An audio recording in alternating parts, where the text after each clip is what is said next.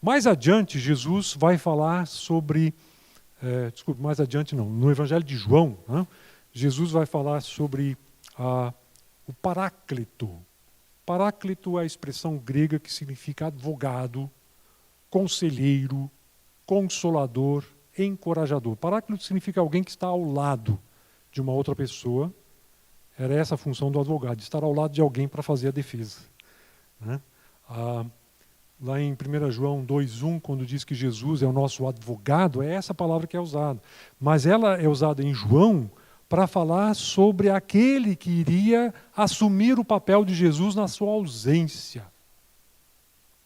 Jesus iria percorrer o caminho da cruz, ressurreição e ascensão, né? Iria partir desse mundo. Ele já estava preparando o caminho com os seus discípulos, lá no capítulo 14, mas ele promete que iria vir um outro consolador, ou conselheiro, ou encorajador, que seria o Espírito Santo. Então tem textos aí em João 14, João 16, que vão falar sobre o Espírito da verdade, que o mundo não conhece, mas vocês já o conhecem porque ele habita no meio de vocês, está com vocês na pessoa de Jesus Cristo, que foi pleno do Espírito a partir do batismo, né? Ele vai cheio do Espírito para o deserto. Inclusive, Lucas nos diz que o Espírito o impele para o deserto, o manda para o deserto para ser tentado pelo diabo. Então nós temos o Espírito Santo, que aparece já no Antigo Testamento. A expressão Espírito Santo é rara no Antigo Testamento. Ela aparece 2 vezes, mas a palavra Espírito, para falar do Espírito de Deus, aparece muitas vezes, inclusive logo no começo do relato da criação, Gênesis 1:2. E a terra era sem forma e vazia, e o Espírito de Deus pairava sobre a face das águas. Talvez essa é a imagem que nós vemos no batismo de Jesus. O Espírito descendo sobre ele, assim como no relato da criação, pronto para agir, pronto para fazer a sua tarefa dentro daquilo que é a economia da Trindade, né, que nós conhecemos um pouquinho dela, em outros textos, como a gente vai ler daqui a pouco, em Efésios capítulo 1, de maneira especial. Então nós temos aí a revelação daquele que é o Espírito, que já está presente no Antigo Testamento e que tem características pessoais, que é apresentado de uma forma pessoal no Novo Testamento. No Antigo Testamento isso não é tão claro. Tanto é que alguns pensam em Espírito de Deus como uma espécie de energia, né? A potencialidade, né? A energia que vem de Deus. Quando o Novo Testamento fala sobre isso, fala muito mais além dessa perspectiva de poder de Deus. Fala do Espírito como sendo um ser pessoal, né? Não mintam para o Espírito Santo. Por que vocês mentiram para o Espírito Santo? Ananias e Safira, que é um texto lá de Atos 5, que mostra que para Deus ética é uma questão de vida ou morte. Já pensou nisso? Ética é uma questão de vida ou morte. Olha, é só perguntar para Ananias e Safira depois, né? O que eles acham do assunto. E ali é isso que Pedro diz para Ananias. Por que você mentiu ao Espírito Santo? Você mente para uma pessoa. Paulo diz em Efésios 4, não entristeçam o Espírito Santo. Depois ele diz em Tessalonicenses também, não apaguem o Espírito, mas a ideia da pessoalidade do Espírito Santo é bastante clara também em diversos textos e mostra essa perfeita interação da comunidade, da Trindade, principalmente lá em João 15, quando Jesus diz: eu pedirei ao Pai e Ele enviará o Espírito e Ele vai cumprir o seu papel, a sua tarefa em vocês. Vocês já o conhecem, Ele está no meio de vocês e Ele estará em vocês. A promessa do Pentecoste, né? Eu queria olhar ainda para um outro texto, que é João 20, 21 a 23. Que é um texto em João que fala sobre Jesus depois da ressurreição. Vou pegar um copo d'água aqui, porque eu estou precisando. João 20, 21 até 23. É um texto que tem aquilo que seria mais ou menos correspondente à grande comissão de Mateus em João. Jesus saúda os discípulos, né? E ele diz para eles: assim como o Pai me enviou, eu os envio também. A primeira coisa que Jesus diz é que a igreja, os seus discípulos, iriam cumprir um papel semelhante ao dele no mundo. Assim como o papel dele em Israel, para o contexto dos judeus, foi o de contextualizar, intermediar o programa, a mensagem de Deus para eles de uma maneira concreta e possível de ser entendida, assim os seus discípulos deveriam cumprir essa mesma função em relação ao mundo. Quer dizer, Jesus convoca os seus discípulos para uma missão que tem, na sua própria missão, o seu paradigma. Quer saber o que significa fazer missão, que é um assunto que o tempo todo volta, né, a ser tratado nas igrejas, principalmente hoje em dia, é olhar para a missão de Jesus Cristo em primeiro lugar. É aí que nós conhecemos e sabemos com mais clareza o que significa fazer missão. E essa missão significa também identificação com aqueles a quem você serve. Não é vir de fora como um ET, né? E aí, na sua estranheza absoluta, tentar convencer as pessoas de alguma coisa. Jesus veio como Filho de Deus e se inseriu clara e completamente com o seu povo. E nessa identificação é que ele revela quem Deus é, de maneira mais clara, e faz e completa a sua missão.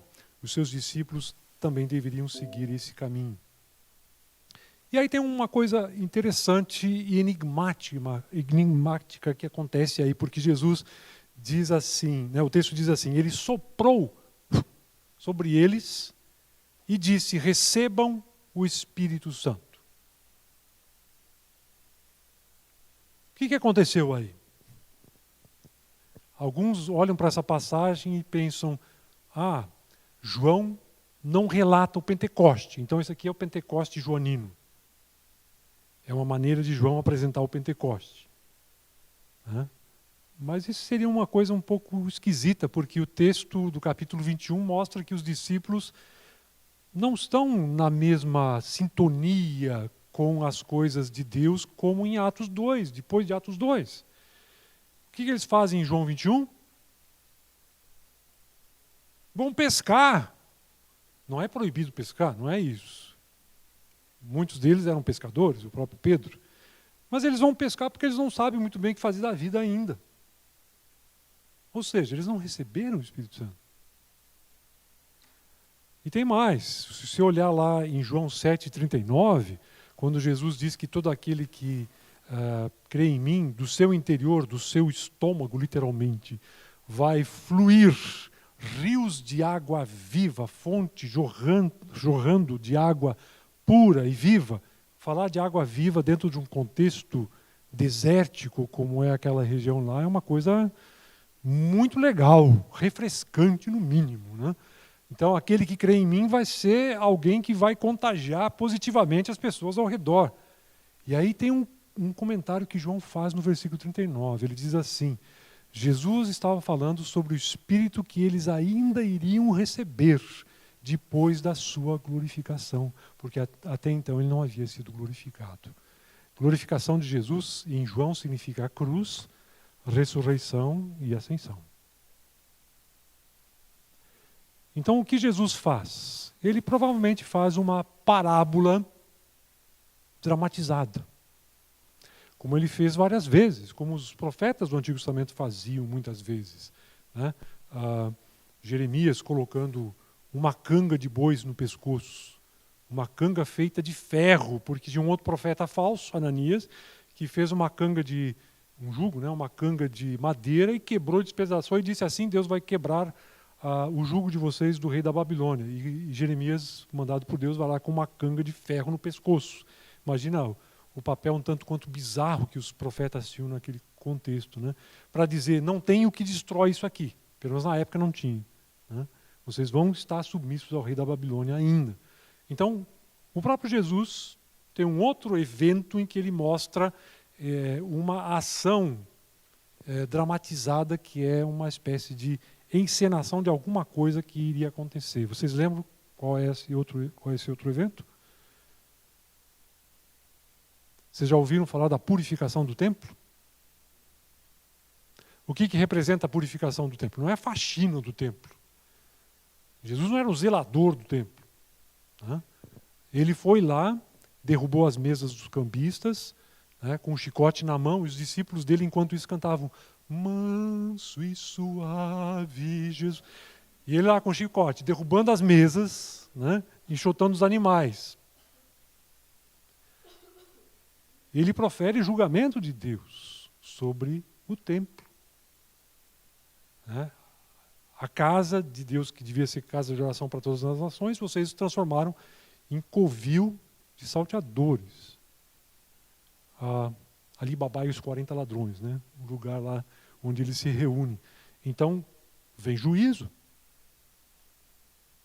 Mais adiante, Jesus vai dizer lá em Mateus 24, não passará essa geração sem que tudo isso aconteça. 40 anos depois, o templo foi destruído pelos romanos. Totalmente. Os romanos destruíram tudo para levar todas as preciosidades do templo, todos os utensílios e o material precioso, e aquilo que eles despojaram do templo, eles levaram para Roma.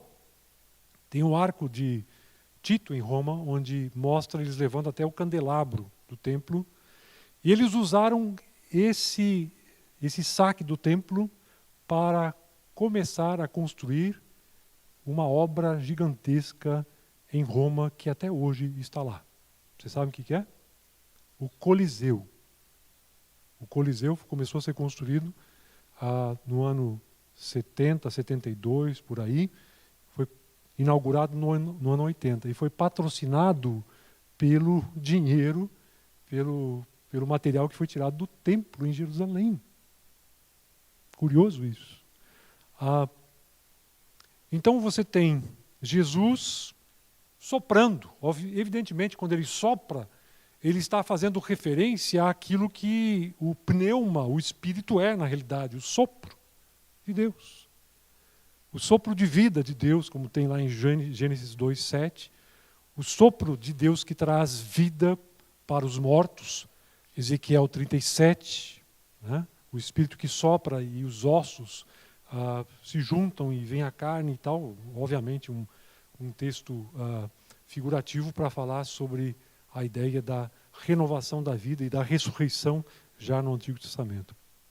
Então, você tem na sequência desse texto de João 20, Jesus falando sobre perdoar pecados, sobre reter pecados, que seria uma representação, delegação que os discípulos tinham da parte dele para fazer a sua obra também em relação à humanidade. Mas vocês veem aqui que à medida que a gente vai vendo nos evangelhos a obra de Cristo avançando, fica mais explícito o que significa estar relacionado com Ele. Significa estar relacionado com a própria Trindade, com o agir de Deus no meio do seu povo e na própria humanidade. Muito bem. A partir disso, nós chegamos agora num outro ponto. Eu não sei, vocês já devem estar cansados, né? Mas aguentem mais um pouquinho. Motivação escatológica, que nós vamos terminar logo. Então, vamos aí prosseguir um tempinho mais. Aí teremos um intervalo, né? E aí faremos depois uma sessão de perguntas e respostas e aí encerraremos, tá bom? Então dá para aguentar mais um pouquinho? Tá bom? Então vamos adiante aqui com um outro enfoque à igreja como comunidade pneumática escatológica. Esse pneumática pode soar muito estranho para alguns de vocês que não estão familiarizados com a língua grega. Mas pneumático vem de pneuma espírito. Né? A palavra pneu tem a ver com isso, né, que a gente usa. Mas é a palavra grega que está lá no Novo Testamento para falar sobre o Espírito Santo. Então, o adjetivo pneumático significa aquilo que é referente ao Espírito. E, por incrível que pareça, a igreja tem essa qualidade. Ela é chamada para ser a comunidade conduzida, cheia do Espírito, e ao mesmo tempo a comunidade escatológica. A igreja, na realidade, é a Assembleia Universal do Reino de Deus dos Santos dos Últimos Dias. Tá? É tudo isso e mais um pouco, é claro. Tá? Mas, principalmente, é a comunidade, o povo de Deus capacitado pelo Espírito para cumprir a sua tarefa como povo escolhido de Deus. O que é a igreja? Agora a gente começa a fazer algumas perguntas a partir de tudo isso que nós vimos, que voltam para aquele assunto lá do começo, identidade da igreja. Eclesia, igreja. Talvez alguns de vocês já tenham ouvido falar, eu imagino que não aqui necessariamente, que igreja significa os chamados para fora. Já ouviram isso? Isso seria uma definição assim ao pé da letra da palavra a partir do original grego. Mas vocês já sabem que as palavras, elas assumem conotações e definições, os sentidos, de acordo com contextos e com o seu uso. Palavras não são isoladas do seu contexto. Elas precisam estar dentro de um determinado contexto para serem entendidas. Né? Se eu disser para vocês manga, o que você vai pensar? Alguém vai pensar manga, fruta, outra pessoa vai pensar manga de camisa, talvez algum alfaiate entre nós aqui, ou costureira. Outro vai pensar manga de mangueira, né? E talvez algumas outras coisas que eu nem conheço, que tem no nosso Brasil. Né? Então a palavra precisa de contexto para ser entendida. A palavra eclesia, a igreja usada no Novo Testamento, ela não tem esse sentido de chamados para fora. Essa é a etimologia da palavra. Essa palavra, com o seu uso, com a sua dinâmica de uso, ela vai recebendo uma carga chamada semântica que é diferente daquilo que seria a sua etimologia inicial. Quando você vai ao aeroporto, você procura, se você vai viajar, o lugar de embarque. E você embarca no avião. Quando você volta, você desembarca do avião e vai para a área de desembarque e as pessoas estarão lá esperando por você com um cartaz na mão, né, para que você seja recepcionado. Pergunta: quando foi a última vez que você embarcou num barco? Estão entendendo que a palavra assume conotações que muitas vezes acabam sendo distantes daquilo que é a etimologia inicial da palavra? Você não vai no aeroporto para entrar no navio. Mas usa embarque, normal. A palavra eclesia não significa chamados para fora no Novo Testamento, significa assembleia, significa congregação, significa o povo de Deus, corresponde a um vocábulo hebraico que é kahal, no Antigo Testamento, que fala da comunidade de Deus no deserto. Inclusive o melhor nome para a igreja é Assembleia de Deus. Olha, um luterano falando isso numa igreja batista. Né?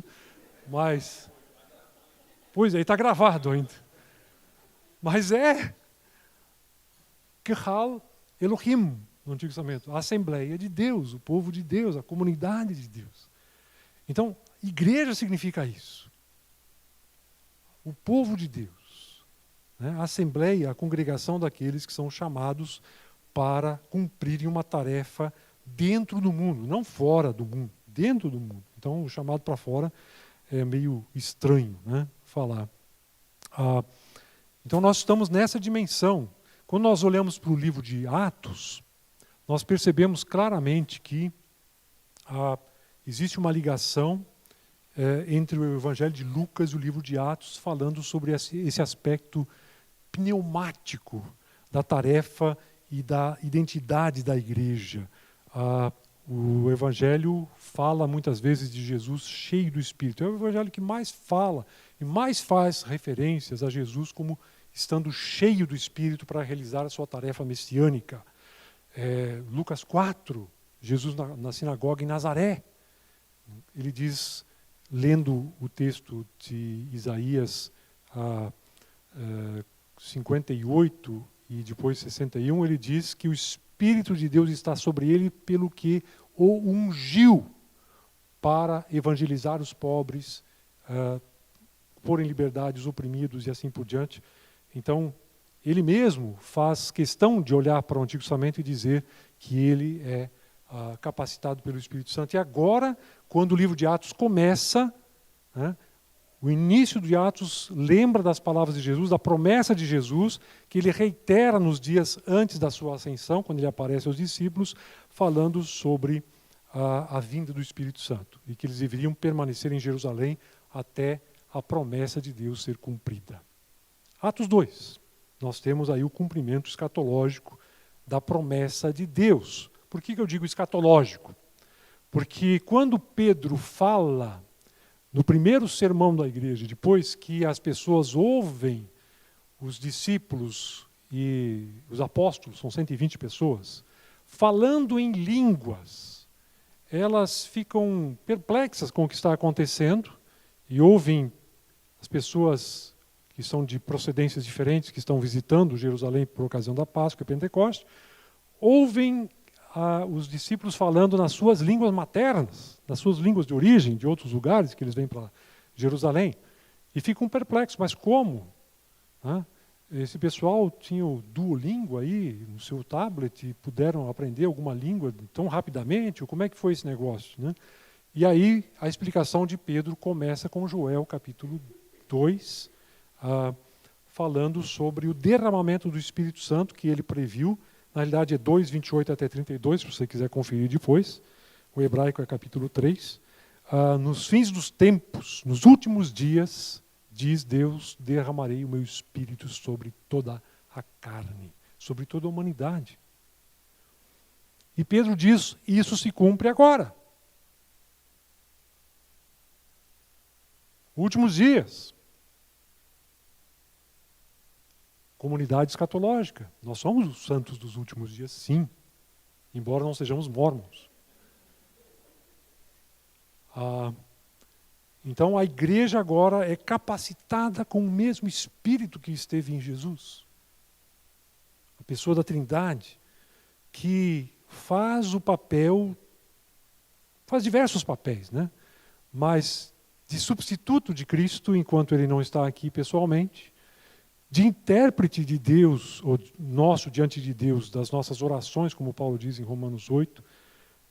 Imagino que o Espírito Santo tem que gemer muito, como diz lá, né, para interpretar as nossas orações, porque nós não sabemos qual é a vontade soberana de Deus, e Deus, pelo Espírito, sabe, então ele tem que fazer e acomodar a nossa oração àquilo que é o propósito de Deus, e nem sempre as respostas que Deus nos dá são aquelas que nós esperamos, mas nós não sabemos a vontade soberana de Deus, e o Espírito faz com que isso aconteça. No Pentecoste, mais do que isso, nós vemos a inversão de Babel. Babel, Gênesis capítulo 10. Deus desceu e confundiu a língua das pessoas para que elas fossem dispersadas. Atos 2, o Espírito desce, concede línguas diferentes para congregar as pessoas, para aglutinar as pessoas, para fazer com que haja comunhão, agora sob a perspectiva correta das coisas de Deus, dos seus planos. Então o derramamento do Espírito Santo em Atos sinaliza uma coisa absolutamente incrível, que é essa percepção de que nós somos a comunidade, o povo de Deus dos últimos tempos, comunidade escatológica, mas também comunidade pneumática, cheia do Espírito para cumprir a tarefa que Deus nos concedeu. A primeira vez que eu vim para São Paulo foi em 1973. Eu vim do Rio Grande do Sul para cá, estudei alguns anos no Palavra da Vida, depois eu fiz outras faculdades, na Igreja Luterana em São Leopoldo, depois na Inglaterra. Eu me lembro que naquela época tinha um grupo aqui numa chamada Comunidade de Jesus, que ainda existe aqui, que era chamado de Atos 29. E eu lembro que chamou muita atenção. Era um grupo musical e tal. Atos 29, o livro de Atos termina no capítulo 28. Mas Atos 29 dá a ideia de continuidade, né? Que a coisa não terminou. E prossegue. E nós somos esse povo do último capítulo da história. Acho que nós não nos damos conta mais claramente disso, porque se nós nos dessemos conta disso, nós estaríamos muito mais alerta àquilo que deveríamos fazer. Muito mais entusiasmados com a obra de Cristo e com o testemunho cristão no meio do mundo desesperado como é o nosso, no contexto brasileiro de maneira especial nos últimos tempos. Então, se nós tivéssemos essa dimensão um pouco mais latente, mais explícita no nosso contexto, nós talvez teríamos uma atitude um pouquinho diferente. Quando eu era menino, adolescente, eu lembro que não passava de 1% o número de evangélicos no Brasil, de acordo com os censos daquela época. Hoje em dia, o quê? São 20%? Por aí. Né? 40 milhões de brasileiros são evangélicos. A grande pergunta é, qual é o impacto disso no nosso meio, no nosso contexto? Qual a diferença que nós fazemos hoje? É significativo um número como esse. Mas qual é a diferença? Dentro desse momento de crise, o que nós fazemos? Muitas vezes o pessoal por aí acha crise, que coisa horrível. Por que nós estamos aqui? Tomara que Jesus volte de uma vez e abrevie a nossa agonia. Nós estamos aqui exatamente para isso. É para momentos assim que a igreja foi deixada para trás. Por favor, eu espero que vocês não sejam passados para trás com algumas ideias que tem por aí. Eu estou usando a expressão, fazendo brincadeira com a coisa lá, porque nós fomos deixados aqui para cumprir uma tarefa. E essa tarefa nem sempre parece que está na nossa lista de prioridades no lugar adequado, lá em cima, como deveria estar. Então nós somos capacitados pelo Espírito, olha para o livro de Atos, o tempo todo o Espírito Santo impulsionando os apóstolos, e principalmente Paulo, a levar adiante a mensagem e fazer com que as pessoas ouçam. Não é a ideia de convencer, nós não vamos convencer ninguém, é o Espírito Santo que faz isso. Mas que elas ouçam com clareza a mensagem do Evangelho. E no nosso contexto de vida de igreja como comunidade, podemos também cooperar muito com isso. Vamos para a última parte aqui, que é o enfoque de Paulo. E aqui eu só quero dar algumas pinceladas num texto mais especificamente. Se você olhar para textos paulinos, você vai encontrar muitas referências à Trindade, mesmo que ele não use a expressão. Tem a bênção apostólica lá no finalzinho de 2 Coríntios 13, né, que a graça do Senhor Jesus, o amor de Deus Pai e a comunhão do Espírito Santo esteja sobre vós, né, vocês. Então é uma bênção trinitária.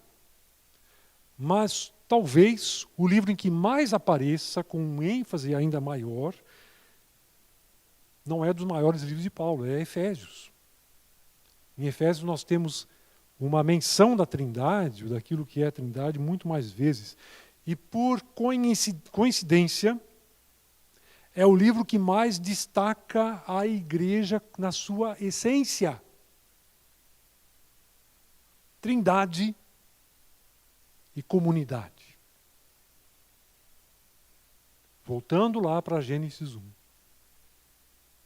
Deus que se revela em relacionamento e que nos cria a sua imagem e semelhança para sermos como Ele, vivermos em relacionamento. Eu coloquei diversos textos aí de Efésios, vocês podem ver depois no PDF, mas eu queria mencionar de maneira especial o capítulo 1 de Efésios. Como é um texto um pouquinho mais longo, eu vou pegar aqui o texto para não simplesmente confiar na minha memória. Efésios 1, 3 a 14.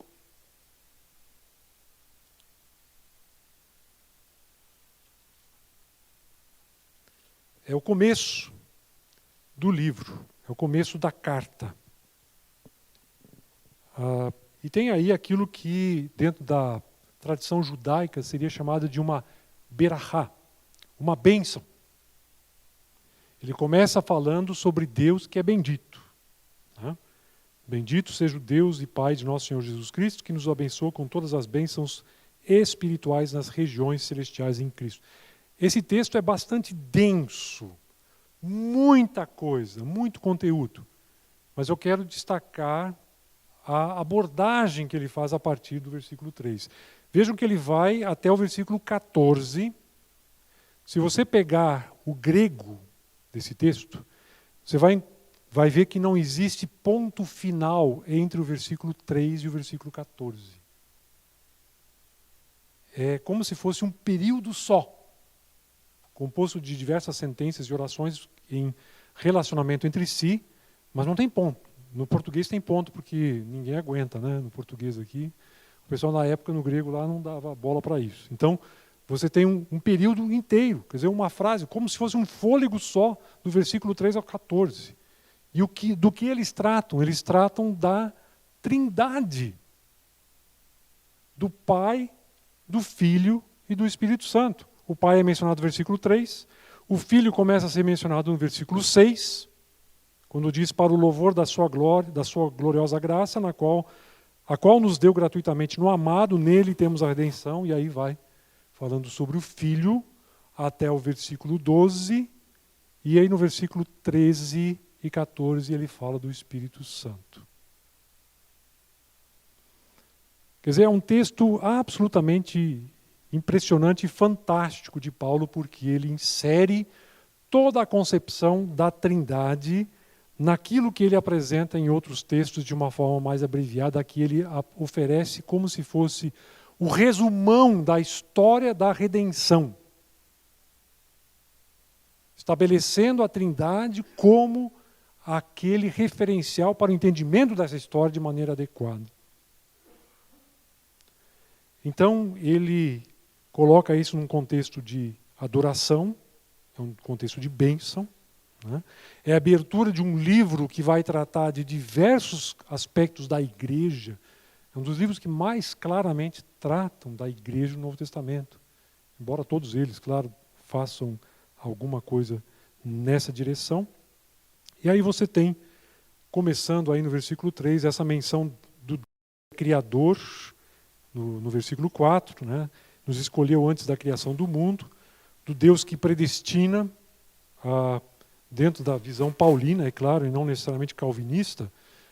Eu conheço alguns luteranos e teólogos luteranos que quase chegam a afirmar que Paulo teve que ler Lutero antes de escrever Romanos.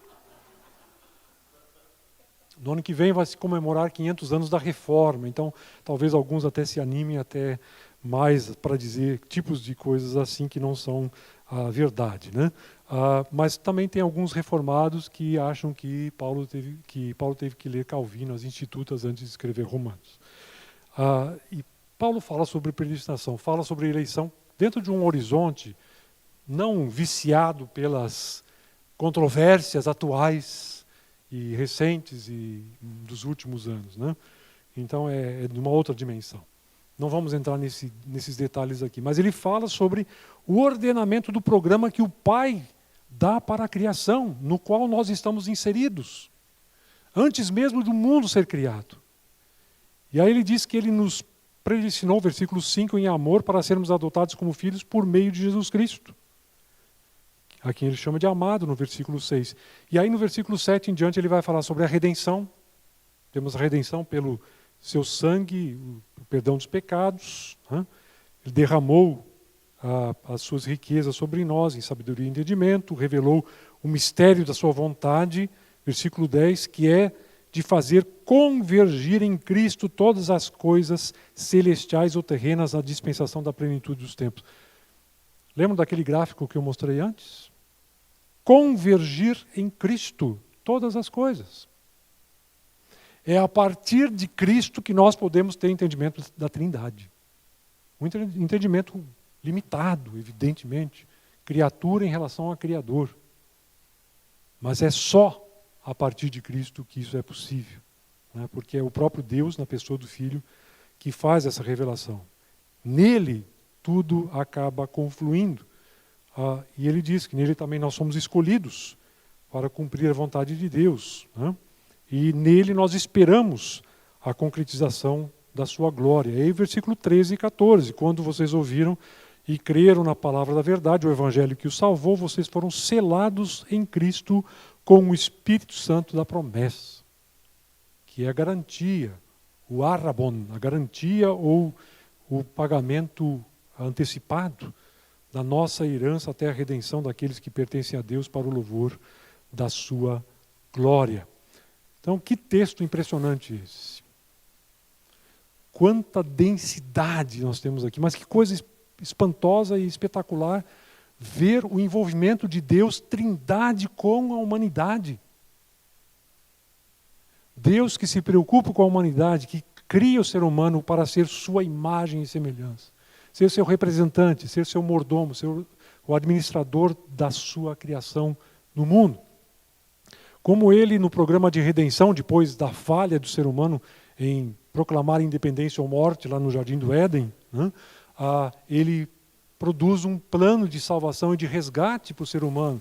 Envolve um povo, uma família que ele cria do nada, de povos que, da humanidade que não tinham expressão nenhuma, um povo pequeno que se torna modelo da comunidade, daquilo que ele vai fazer a partir de Jesus Cristo, e em Jesus Cristo ele, pelo Espírito Santo, habita aqueles que creem nele e faz com que o seu plano progrida até o último dia, quando nós nos encontraremos com ele e prestaremos conta também a ele. Muito bem, com isso nós queremos concluir, e aí alguns pensamentos para colocar aqui como reflexão adicional. Nós, como comunidade escatológica, que vive no último capítulo da história, mas já conhecemos o epílogo, né? Como nova humanidade, que representa a restauração da imagem de Deus no ser humano, temos desafios e possibilidades diante de nós, como comunidade trinitária no século XXI. Primeiro, viver e experimentar comunidade num mundo cada vez mais individualista e individualizante. Isso significa, de fato, refletir a imagem da Trindade no mundo. Quando nós vivemos comunidade. Começa com família, começa com a família estendida da igreja também, e progride a partir daí, lançando para o mundo esse potencial que se perdeu com o pecado. E que nós, nesse processo de resgate, somos abençoados em Deus recuperar por meio do Espírito em Cristo. Maior engajamento com o mundo do que alienação talvez também seja desejável como comunidade cristã. Eu sei que essa igreja aqui procura fazer isso. Já ouvi algumas coisas sobre essa ideia do engajamento, né, inclusive político. O mundo é a boa criação de Deus. Infelizmente, muitos cristãos acham que o mundo vai ser amassado como um papel velho e jogado na lata do lixo no último dia. E não é isso que a Bíblia diz. A Bíblia, a revelação de Deus, nos diz que nós aguardamos novos céus e nova terra, nos quais habita a justiça, como diz lá em 2 Pedro capítulo 3. E nós já somos parte que sinaliza esse final dessa forma, né? Porque nós estamos como povo resgatado aqui dentro desse mundo que ainda carece dessa renovação. E cumprir uma tarefa que é análoga àquela de Jesus, que é de fazer o nosso papel como testemunhas do Evangelho, da melhor notícia que alguém pode ouvir. Nós talvez tenhamos ouvido algumas boas notícias, principalmente no final da madrugada, poucos dias atrás, dentro de um contexto político brasileiro bastante crítico. Pelo menos por enquanto, né? A gente não sabe exatamente como é que a coisa vai. Mas tem notícia muito melhor do que essa. O Evangelho é a boa notícia. O Evangelho é a boa notícia por excelência. E nós devemos divulgar essa boa notícia a plenos pulmões. A vida em comunhão, em comunidade cristã, é reflexo, em última análise, da nossa comunhão com o Deus Trino. Se a nossa comunhão com os irmãos não vai bem, a nossa comunhão com Deus também não está bem. Essa é uma consequência pastoral também dessa nossa reflexão. Então nós devemos examinarmos a nós mesmos e olhar com cuidado para ver como nós estamos aí. Qual é a nossa identidade como igreja diante daquilo que é a identidade de Deus como trindade revelada a partir de Jesus Cristo. Que Deus nos abençoe e que essa palavra seja de algum proveito para a vida e ministério de vocês. Amém.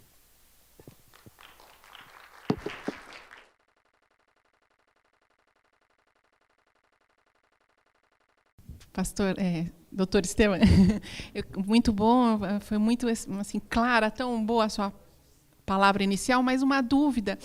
Como a gente aborda esse assunto da Trindade, não só especificamente para os judeus, porque eles todos têm toda a formação do Deus único, monoteísta, e tem essa dificuldade enorme de aceitar um outro Deus, né, que Jesus estaria competindo. Isso é uma dificuldade, né, para o entendimento do povo judeu, mas também mesmo na atualidade, as pessoas de aceitarem Jesus como Deus, como se estivessem ferindo, né, a questão de ter um Deus único verdadeiro, né, como o Velho Testamento enfatizou muito, né, e colocou isso muito forte na mente, né, do povo judeu, né? Bom, essa pergunta, obrigado pela pergunta, ela é extremamente importante e, sem dúvida nenhuma, gera muita reflexão. E, obviamente, a gente não vai poder abordar todas as possibilidades que ela levanta, mas, sem dúvida nenhuma, é um assunto importante.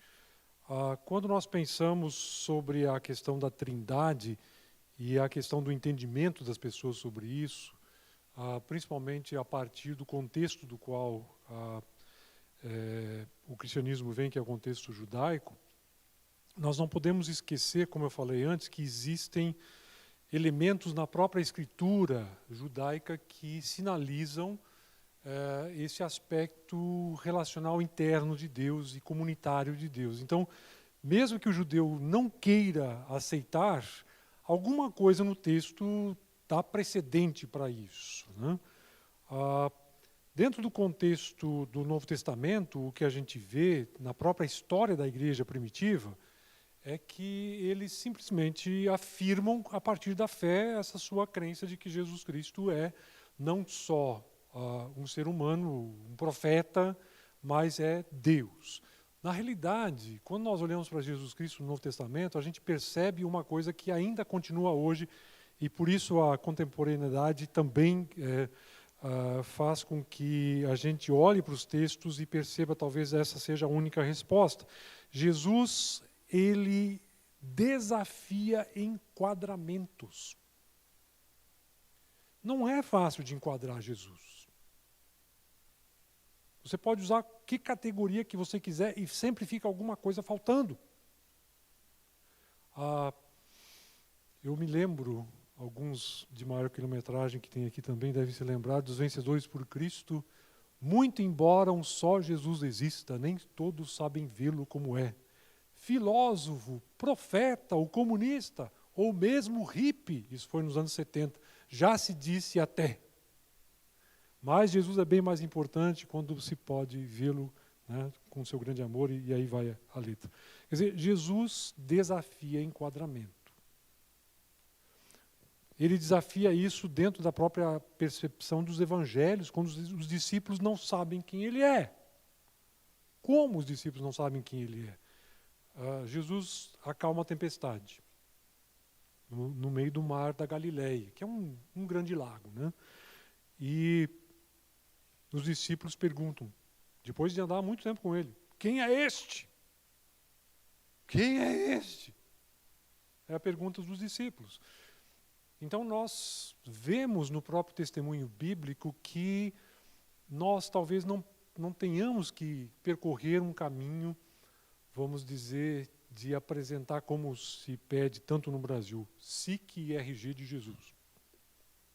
Né? Com todos os dados aqui. E principalmente, né, fala que não pecou, então, negativa de multa. Né? O Brasil é o país da suspeita. Né? Então, nós vivemos dentro desse enquadramento o tempo todo. E Jesus foge disso. simplesmente aquilo que Calcedônia, que eu mencionei no começo, fez. Estabelecer quais são os limites e quais são as possibilidades de você falar de Jesus como Deus homem. Ele é Deus homem, ele revela clara e totalmente, ele é verdadeiro Deus e verdadeiro homem, no sentido total. As duas coisas num só ser. Vejam que, quando nós pensamos em cristologia e trindade, nós estamos pensando no mesmo assunto. Em Cristo você tem homem, Deus e é um.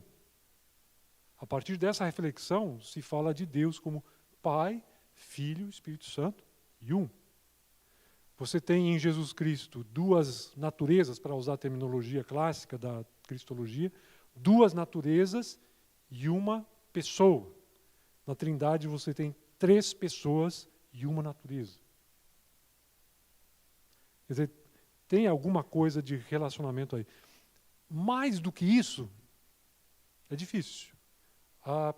Vocês todos já ouviram falar sobre um assunto que diz respeito a nós todos aqui. Fé. A gente às vezes coloca para escanteio a fé. Né? E aqui nós temos que lembrar de um teólogo na Idade Média, Anselmo, que não é Adelmo, é Anselmo, que dizia: eu creio para poder entender. Isso pode até parecer um tanto quanto fora da lógica, mas não é. O mundo de hoje procura evidência, né? A ciência para... O Tomé, coitado, sempre volta, né? E com a mesma fama. Mas, quando nós olhamos para aquilo que é a realidade da revelação de Deus, nós não podemos nos enganar a nós mesmos. Eu falei aqui um pouco sobre isso antes. Como é que o ser humano pode conseguir entender a Deus, né? Como é que isso é possível, a não ser aquilo que Deus revela de si mesmo? Nós ouvimos pessoas hoje em dia falando: eu não consigo entender a mim mesmo. E aí ele vem com convicções absolutas sobre Deus, mas eu não consigo entender a mim mesmo. Tem alguma coisa de estranho aqui, né? Eu ouvi um dos meus heróis futebolísticos há um tempo atrás, e eu fiquei meio decepcionado com ele, dizendo, Falcão, o jogador do Internacional de Porto Alegre, né, da seleção brasileira de 82, dizendo: faz 20 anos que eu faço psicanálise e tal, eu estou começando a entender a mim mesmo. Eu disse: o que é isso, minha gente? E aí o homem que não consegue entender a si mesmo, vai entender do que então? E vai entender de Deus? Vai entender as minúcias de Deus? O ser humano diz que não entende a si mesmo e diz que tem na sua mente o critério para entender a realidade, quando ele não consegue nem usar 10% das suas capacidades intelectuais. Tem bilhões de neurônios aqui, eu já tenho um pouco menos, porque quando você vai progredindo para a melhor idade, menos neurônios, eles vão morrendo, né? Então você tem que usar mais e potencializar mais os que restaram. Tem uns 2 ou 3 aqui ainda. Mas a questão é essa: nós somos limitados. Nós não temos como apresentar a coisa de uma outra maneira. E aí envolve fé. Eu creio para poder entender. Não porque Deus é ilógico, não porque Deus é irracional, mas porque ele transcende, ele vai além daquilo que é a lógica humana. Isaías 55. Os meus pensamentos não são os vossos pensamentos. Quer dizer, Deus vai além daquilo que nós conseguimos alcançar. Então é uma questão de fé, não tem jeito.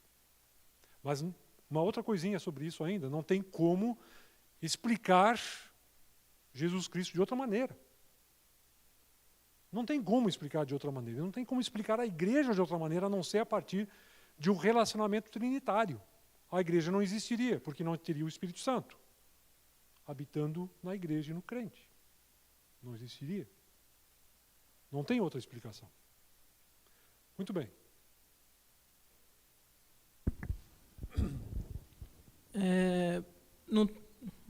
não tem tanto a ver com o tema, mas foi um comentário que você fez durante a explicação de João 20. Você chegou a comentar que quando Jesus sopra, ele fala que sopra o Espírito, anteriormente os discípulos eles não teriam um Espírito com ele, não teriam um Espírito. Em que sentido é esse não ter o Espírito nesse caso? Não sei se eu estou entendendo bem a sua pergunta. Não teriam um Espírito com eles, habitando neles? Isso. Então, esse é o sentido. O comentário foi que, por Cristo ter falado que tinha soprado e eles receberiam o Espírito, eles não teriam o Espírito anteriormente. Qual seria o sentido de não ter o Espírito anteriormente a esse sopro de Cristo? Tá. Bom, aí a gente tem que lembrar de todo o desenvolvimento da história da salvação até esse ponto. Por exemplo, o Espírito Santo está atuando no Antigo Testamento. Quando o profeta começa a falar, diz lá o texto, o Espírito do Senhor veio sobre Isaías e ele disse, assim diz o Senhor, por exemplo. Né? Muitas vezes diz assim, o Espírito de Deus veio sobre Davi, né? Sobre Saul, inclusive, Samuel. No Antigo Testamento, o Espírito Santo capacita pessoas de maneira especial para tarefas específicas que Deus levanta as pessoas para realizarem. Mas ele não habita todo o povo de Deus. O israelita não poderia dizer, como a igreja diz hoje, o Espírito Santo habita em mim. O povo era povo da aliança. Era o povo que, né, tinha feito um pacto com Deus por meio dos seus líderes, Moisés inicialmente, depois os outros líderes renovaram essa aliança continuamente, e o Espírito Santo agia, mas ele não agia individualmente em cada um dos membros desse povo do pacto, da antiga aliança. Na nova aliança, da qual Jeremias inclusive fala no capítulo 31 em diante, nós em Cristo temos a dádiva do Espírito individualmente para cada um. Então, o Espírito estava com os discípulos antes do Pentecoste, mas não em cada um deles, individualmente. Quando Jesus diz em João 16, o Espírito que habita com vocês estará em vocês. Então é uma promessa da habitação do Espírito Santo. Isso iria suceder posteriormente à obra de Cristo, quer dizer, a sua morte na cruz, ressurreição e ascensão. E, inclusive, ele explica em alguns lugares, né, quando antes de ascender ao céu, ele fala com alguns indivíduos, com Maria e com outros, que ele tinha que ir para que a promessa fosse dada, para que pudesse enviar o Espírito. Né? Então é isso que acontece. Agora tem uma dimensão diferente do povo de Deus, que é a habitação do Espírito, que faz com que nós sejamos comunidade de Deus. E isso não acontecia no Antigo Testamento, não da mesma forma. Né? O Espírito Santo habitava em algumas pessoas, temporariamente em algumas pessoas, ou permanentemente em outras. O próprio Davi, ele no Salmo 51, ele pede a Deus, não retires de mim o teu Espírito. Quer dizer, essa era uma possibilidade. Né? Quando tem alguns artífices que vão realizar a obra do tabernáculo lá no deserto, diz o texto que o Espírito de Deus os capacitou a fazer a obra do tabernáculo. Mas isso não significava uma capacitação permanente para tudo que é coisa. Era para aquela obra especificamente. Os profetas e assim por diante provavelmente tinham a habitação permanente. Mas isso agora acontece nesse novo momento a partir de Cristo. Né? Quer dizer, tem uma nova aliança. Essa nova aliança significa um aspecto novo também, nesse sentido da habitação individual do Espírito e coletiva do Espírito em todo o povo de Deus na igreja.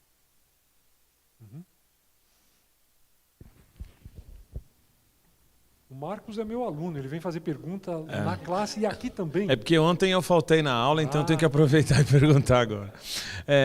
Ao longo da história da igreja, muitos teólogos tentaram explicar a Trindade e algumas das explicações uma das explicações foi que a Trindade são 3 manifestações diferentes de Deus. Por que a gente não pode aceitar essa explicação como legítima, como bíblica?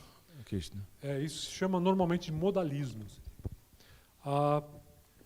é possível entender a Trindade atuando, vamos dizer, dessa maneira. Quer dizer, quando você vê Cristo vindo ao mundo, o Filho de Deus, assumindo a condição humana, né, nascendo como ser humano, você vê uma manifestação de Deus. Né? Inclusive tem alguns textos até que usam no grego a própria expressão, o verbo phaneroo, o phaino, que dá essa ideia no grego. Né? Mas isso não encerra tudo aquilo que diz respeito à Trindade. O grande problema está em você simplesmente dizer que é só isso. É muito mais do que isso. Dizer que é isso seria o equivalente a dizer que Deus ele tem múltiplas personalidades.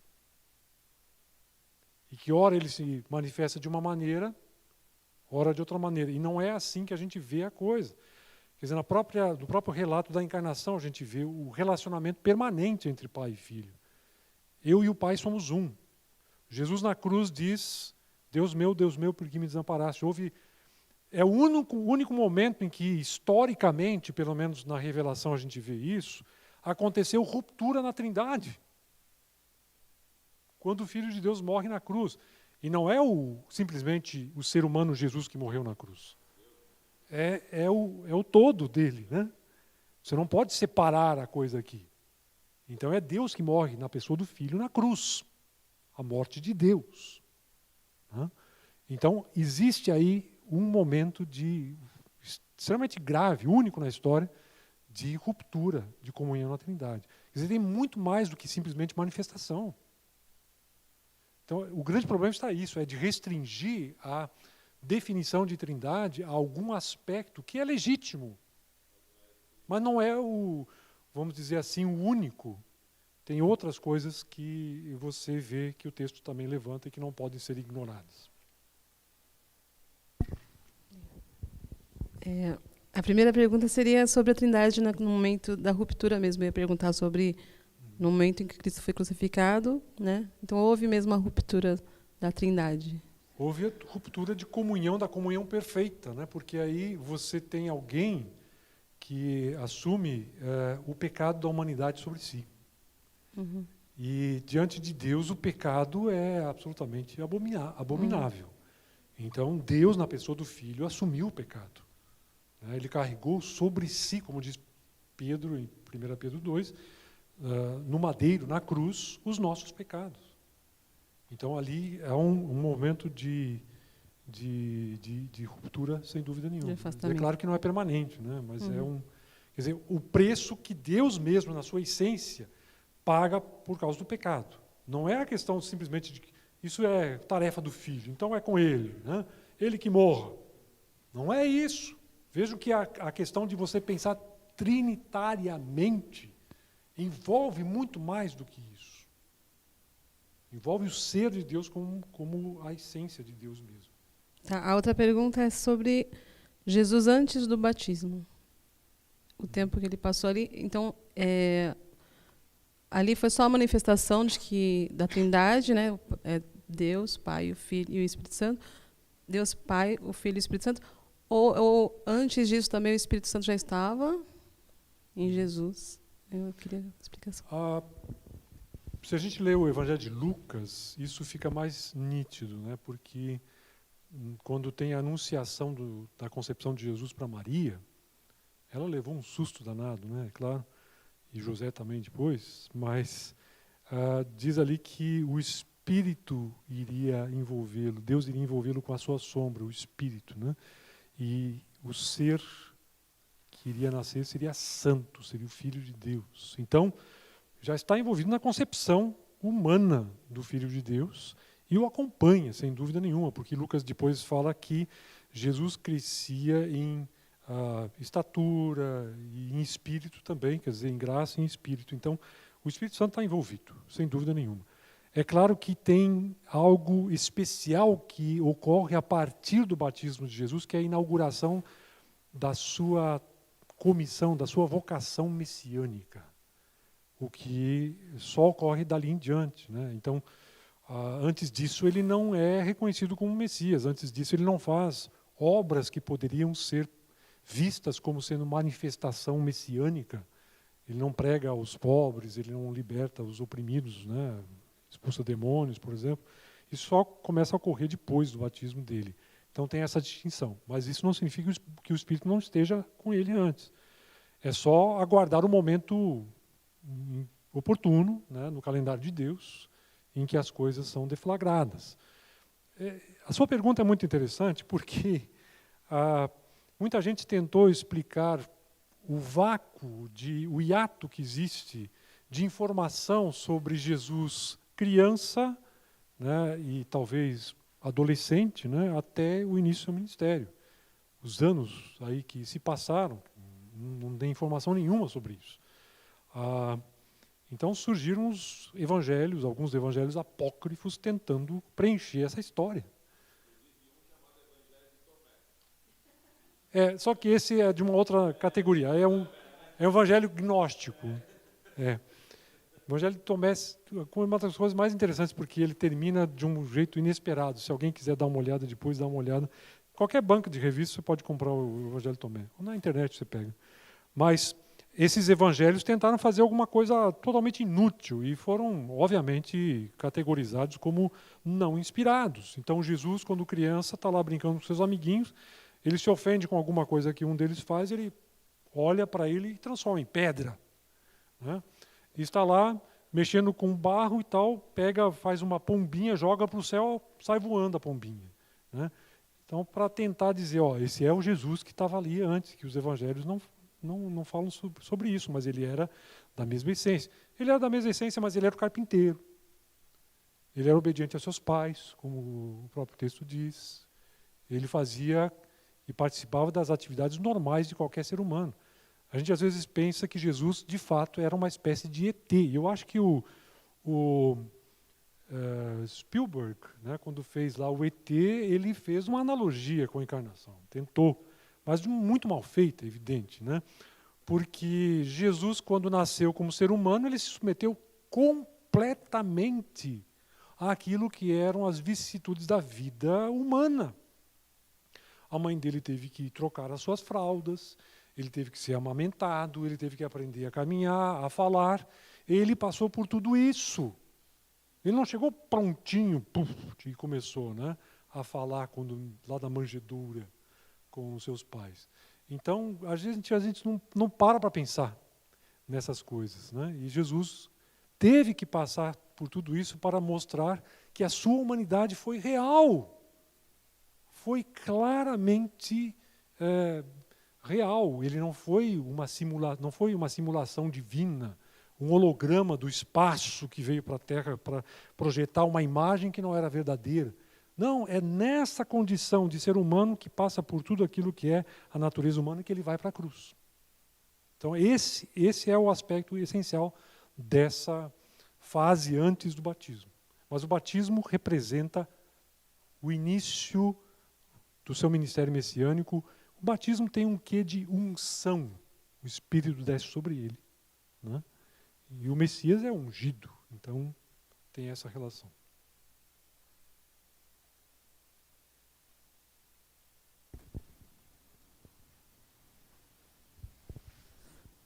Pastor, eu tenho uma dúvida. No Evangelho de João 21, capítulo 17, quando Jesus faz a terceira pergunta para Pedro, se ele o amava, ele fala assim, tu sabe todas as coisas. E Jesus não repreende ele, falando, eu não sei todas as coisas.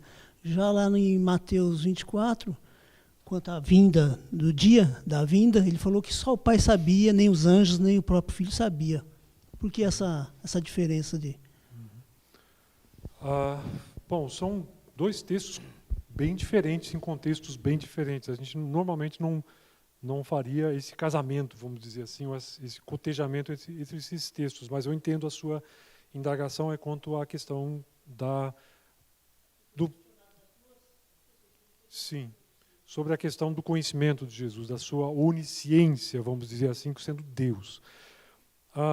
Um dos aspectos que, obviamente, estão embutidos nessa questão da encarnação e que são explicados por Paulo de uma maneira mais teórica, lá em Filipenses capítulo 2, 5 a 11, é o fato do esvaziamento de Jesus como Filho de Deus enquanto está aqui nesse mundo. Ele deixa a sua glória, ele deixa a sua majestade, ele não julgou ser igual a Deus algo a que ele deve se apegar. Ele abandonou alguns desses aspectos para poder realizar a sua obra. Então, enquanto ele assume a humanidade, ele não pode ser onipresente. É evidente, né? Ele assume a limitação humana no sentido de que o ser humano é reconhecido em Jesus. Ele faz milagres extraordinários, mas ele não faz isso como sendo a coisa corriqueira. São extraordinários exatamente porque eles ocorrem de vez em quando. Então, de vez em quando, ele anda sobre as águas. Ele inventou o surf, né? Mas ele não faz isso rotineiramente. Então, ele se submete a entrar no barquinho, a maioria das vezes. 99% das vezes ele faz isso para atravessar o mar. Ele não vai andando sobre as águas como ele fez aquela vez. Ele poderia, mas ele não faz. Ele se submete. E na questão da onisciência, assumindo a humanidade, isso significa também, e é uma questão muito profunda também, a consciência de Jesus de ser Deus. Quer dizer, o nenenzinho, Jesus nasce na manjedoura, ele já está com consciência de ser Deus? Eu acho que não. Eu acho que ele se submete a tudo aquilo que significa ser humano, desde o começo. Até ter a capacidade de começar a entender as coisas como o ser humano tem. E aí as coisas se casam. E na questão de saber o dia e a hora, como diz lá em Mateus 24, que está se reportando as questões futuras, escatológicas, a destruição do templo, a vinda do Filho do Homem, né? Ele diz que isso pertence ao Pai.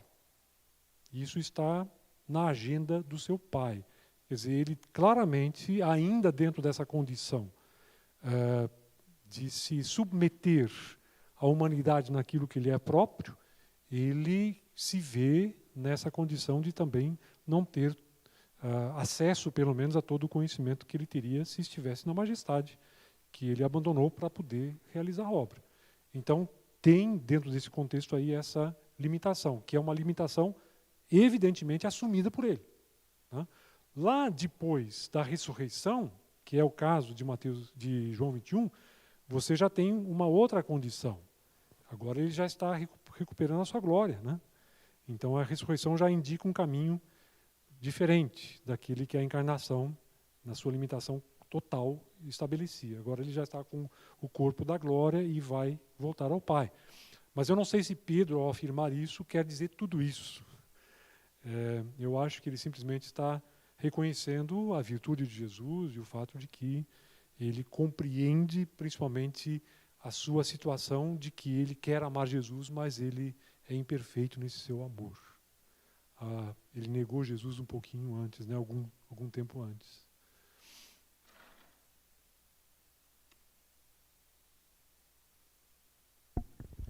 Já que ninguém pergunta, pergunto eu.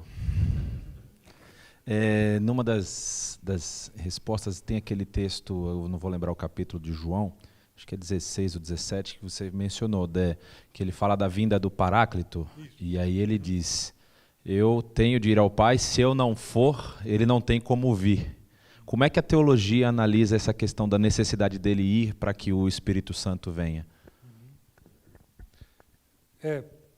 Não é o fato de ele ir no sentido objetivo da coisa, no sentido de que se eu não for lá, o meu pai, que já é mais velho, não vai saber o que fazer, então eu tenho que aconselhá-lo para ele mandar o Espírito, né?